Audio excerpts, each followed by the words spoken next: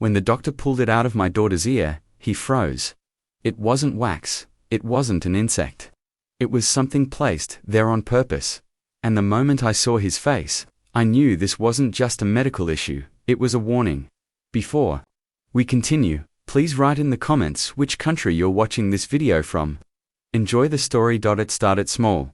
Just a few complaints. My daughter, Lily, said her ear felt weird. Not painful, just off. She's 8 years old. A bright, curious kid who never complains about anything. So when she came to me 3 days in a row rubbing the same ear, I started paying attention. Does it hurt when I touch it?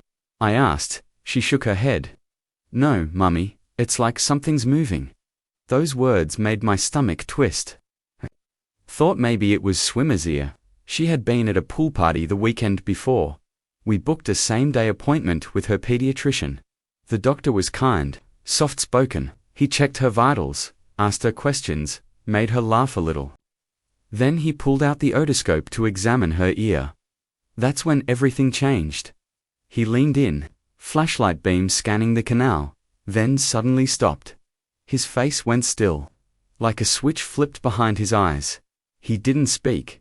Is something wrong? I asked. He didn't respond, just looked at me for a moment. Then gently pushed back his rolling stool, stood up, and said, I need to refer her to a specialist, immediately. That word, immediately, hit like thunder. He wrote something down on a small notepad and handed it to me, folded. Go here. They'll know what to do. No explanation, no diagnosis. Just that, when we got to the address he'd given me, I was surprised. It wasn't a children's hospital or clinic. It was a discreet NTA office inside a corporate-style building. Tinted glass, private lot, no signs for walk-ins. I hesitated at the door. Inside, it was quiet. Too quiet. The receptionist didn't ask for insurance or paperwork. She just looked at the paper I handed her, nodded once, and led us straight to the back. The room was state-of-the-art, more screens than I'd ever seen in a medical office. The new doctor, Dr. Reyes, smiled warmly at Lily. She was kind and gentle, put her at ease instantly. Lily sat down in a reclining chair while Reyes prepared a high-definition earscope connected to a large monitor. Let's take a closer look, sweetheart. The moment the screen lit up, my blood ran cold. There, just barely visible behind a layer of tissue, was a small black dot. It wasn't organic. It looked like a device, tiny, circular, embedded, just inside the canal. Reyes didn't react with panic, but I saw the tightness in her jaw. The way her eyes flicked toward me for a split second before she reached for a pair of microdash tools. She worked carefully, removing tissue debris around the object. Then, like a magician revealing the final card, she pulled it out. It was a microchip, no bigger than a lentil, with a thin coil, almost like an antenna. This wasn't an accident, she said softly. I stared at her. What do you mean? It was placed deliberately, embedded just deep enough to avoid casual detection. Someone knew what they were doing. Lily looked up at me, confused. Is it bad, Mummy? I knelt beside her, trying not to shake. No, baby, you're okay. But inside, I was screaming. Who would put a chip inside my daughter's ear? How long had it been there? And most importantly, why? I stared at the chip lying on the tray under that bright surgical light. It was no bigger than a fingernail. Matte black, smooth edges, almost like a contact lens with a tiny metallic coil on one side. Dr. Reyes didn't touch it with her bare hands. She used tweezers to place it inside a small plastic evidence container, the kind you'd expect the FBI to carry. I asked again, more forcefully this time, what is it? She looked at me with something between pity and hesitation. It's a passive transmitter. Think of it like a tracker. A tracker on my child. I felt my heart hammering in my chest, my voice cracking. Lily was watching from the chair, wide-eyed.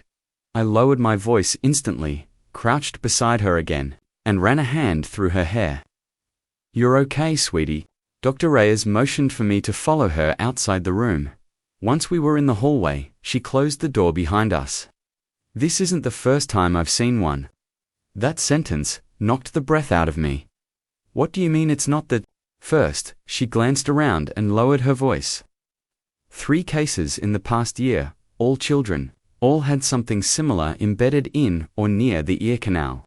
All discovered only by accident like yours. It's not just random. Who's doing this? She shook her head. I don't know, but whoever it is, they're careful, quiet, and likely well-funded. These devices, they're not from your average tech store, they're military grade. The words military grade echoed in my mind like a siren. Reyes continued. I'm going to give you the name of someone who can help. He used to work with federal surveillance operations. He's off the grid, now won't show up on any public list. Don't tell anyone else about this, not yet. She handed me a torn piece of notebook paper with a name, Jonas L. Parker, no phone number, no email, just a name and a location. Go. Tomorrow alone, she said. Tell him I sent you. Back home, I tucked Lily into bed. She fell asleep quickly, hugging her stuffed panda like always.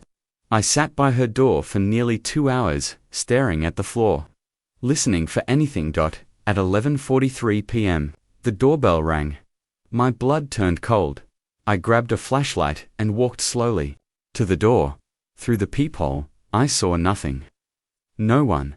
But when I opened the door, a small padded envelope sat on the welcome mat. No address, no postage, just one word scrawled in sharp black ink: stop. My hands shook as I picked it up. Inside was a photo. It was me, standing outside Dr. Reyes' office earlier that day. Taken from across the street. Behind me, Lily was visible clear as day holding my hand.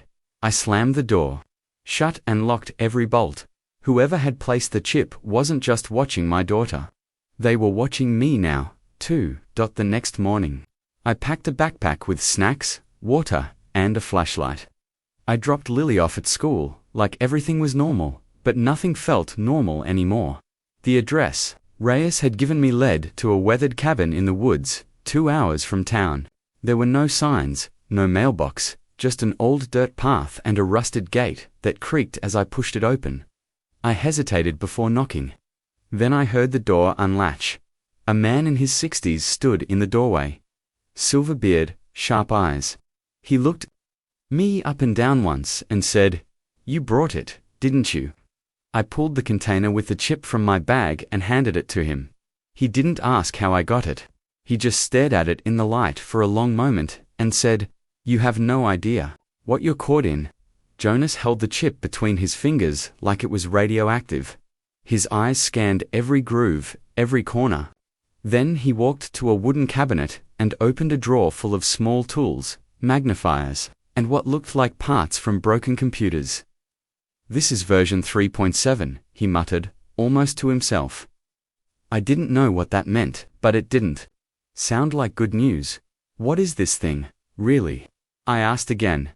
Jonas didn't answer right away. Instead, he motioned me to follow him down a narrow set of stairs beneath his cabin. The air grew colder. The lighting dimmed, and at the bottom was a hidden lab, something out of a spy movie. Monitors, processors, blinking servers. Wires coiled like snakes across metal tables. "This isn't a tracker," he finally said. "Not in the way you're thinking." He placed the chip under a microscope connected to a screen and zoomed in. "What you're looking at," he continued, "is part of a larger network. These things don't just transmit, they connect." "Connect to what?" I asked. "To each other, to a larger grid." I felt sick. "So, there are more," he nodded. "Hundreds, maybe thousands, hidden. In plain sight. In schools, parks, playgrounds, but why? Who would do something like this to kids?" He turned and looked straight at me. "Control." Then he typed something rapidly into a terminal, plugged the chip into a small reader, and ran a scan. "This isn't just broadcasting a signal, it's listening, collecting data, audio, location, maybe even biometric feedback." I was speechless. He leaned back in his chair.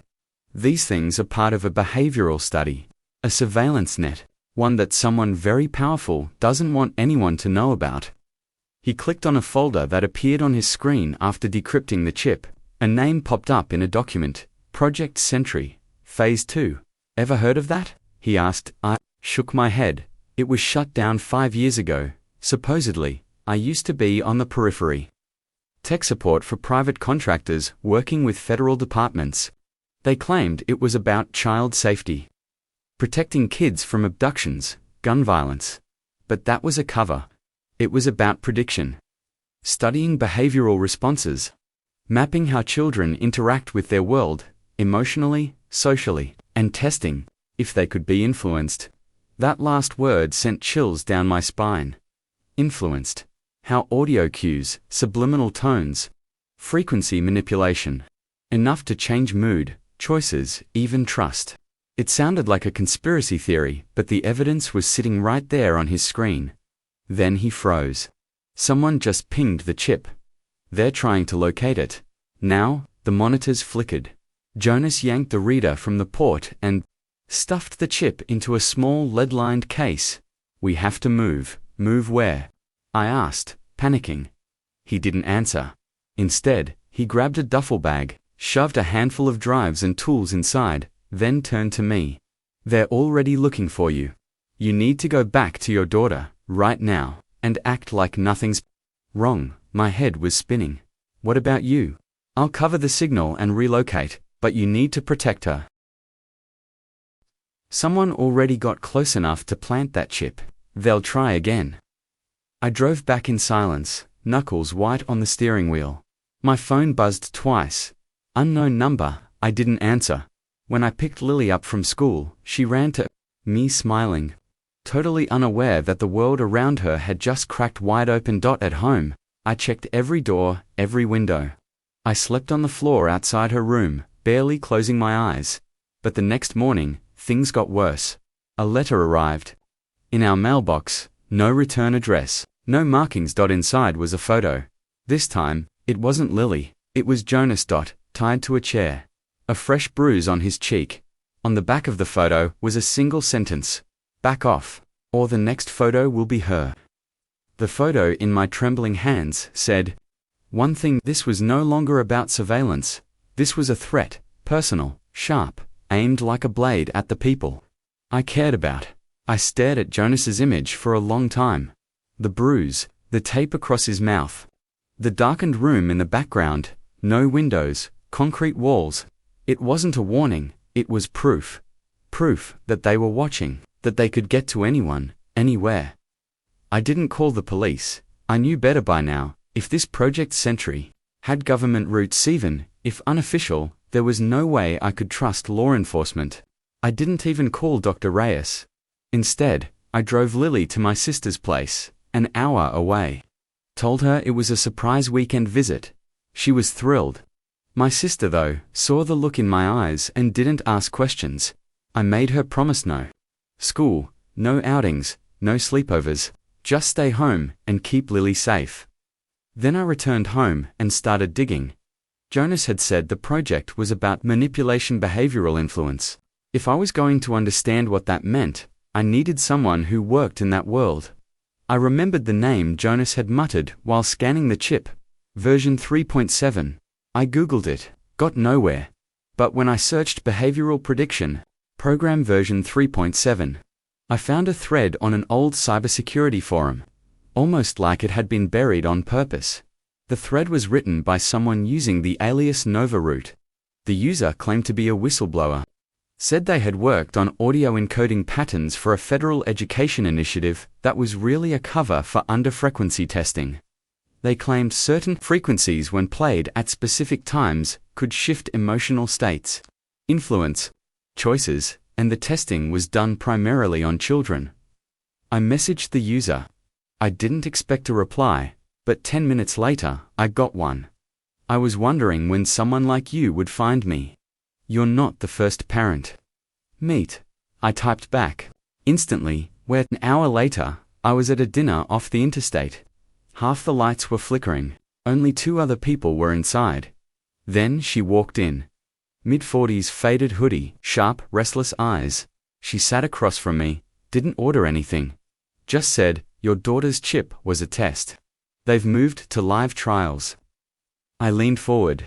Who's they? Corporate defense contractors. Disguised as tech-for-good non-profits. You've heard of Techway Futures? I nodded slowly.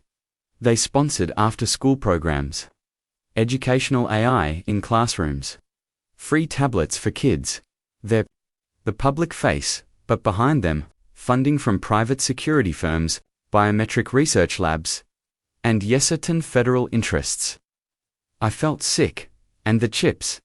They're collecting real-time data, tracking how kids respond to microstimuli, light, sound, heat, even social interaction. They want to create predictability models. The end goal is early profiling, emotional engineering. Think of it like pre-programming behavior. And Jonas, she hesitated. He went too deep. I shared too much. They've been tracking him for months. You just gave them an excuse. My voice cracked. They threatened my daughter. She looked at me, finally showing a trace of empathy. Then you need to disappear. Tonight, I can't run. I need to stop this. She pulled something from her bag, a flash drive. This has logs, names, internal messages, including one from a contractor marking your daughter's name. She wasn't chosen randomly. I froze. What do you mean? She was targeted. Those 3 words hit harder than anything I'd heard before. My heart was pounding. I reached for the drive, but then crack. The front window of the diner exploded inward. A bullet whizzed past my shoulder, embedding into the booth behind me. Go, she screamed. We ran through the kitchen and out the back alley. I lost her in chaos. I don't know if she made it out, but I held tight to that flash drive. It was the key, proof, and maybe, just maybe, the only way to end this. I didn't sleep that night, not even a second. I locked every window, blocked the doors, sat in the basement with nothing but a flashlight, my laptop, and the flash drive clutched in my hand like a grenade. I was scared beyond scared, but fear couldn't stop me now. They had hurt Jonas. They had tracked me. They had tried to silence Novaroot, and worst of all, they had marked my daughter. The flash drive was encrypted, of course, but not for long. I was no hacker, but I wasn't helpless either. Years of working IT for a university had taught me a thing or two. It took 6 hours. The screen finally lit up with folder names, subjects, implants, reports, Centriphase _3.7, and buried beneath all that, target profiles. I clicked it. Lines of names, birth dates, photos, children, hundreds of them. Some were marked, monitored, others responding positively, and some flagged for removal. That's when I saw it. Lily, her full name, photo, the words, Phase 3.7 approved for adaptive modulation. Status, live subject. I nearly threw up. My sweet 7-year-old was part of a controlled behavioral experiment. She was being shaped. It wasn't just about tracking, it was about altering who she would become, her attention, her mood, her instincts, maybe even her dreams. No, not my child, not anyone's. I copied every file onto 3 separate USBs, encrypted them, and stored them in different locations. One in a locker at the train station. One in a waterproof pouch inside an old toolbox buried in my backyard. One mailed anonymously to my sister's house with no return address. I knew I couldn't go to the authorities. Jonas was right. If this went deep enough, even the feds might be compromised. So, I went public. I reached out to an independent journalist, Maya, a name I found buried in Novaroot's messages. She was known for breaking stories nobody else dared to touch. We met in a crowded cafe with the files loaded onto a laptop burner. Her eyes widened as she scrolled through the documents. "This is bigger than anything I've seen," she whispered. "Are you sure you're ready for what comes next?" I wasn't, but I nodded anyway. 2 weeks later, the headline hit the internet, exposed secret behavioral engineering program, targeted US children through medical implants. It went viral within hours. Thousands shared it. Debates erupted. On talk shows, congressional hearings were scheduled within days. Parents demanded answers. Whistleblowers emerged, one by one, backing the claims. Dr. Reyes disappeared. So did Jonas. I never saw Nova Root again. But their sacrifice sparked a fire. Investigations began. Class action lawsuits followed. Techway Futures was dismantled, and Project Sentry was declared illegal, with multiple executives arrested and indicted. Still, part of me knew this wasn't the end. Programs like these don't die. They go underground. They shift names. They evolve. But my daughter, she's free.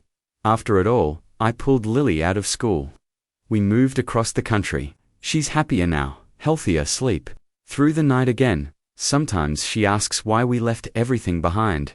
I just smile and say, because you're worth everything. She doesn't know the full story. Maybe someday I'll tell her, but for now, she gets to live her life without wires in her ear or voices in her head, and me.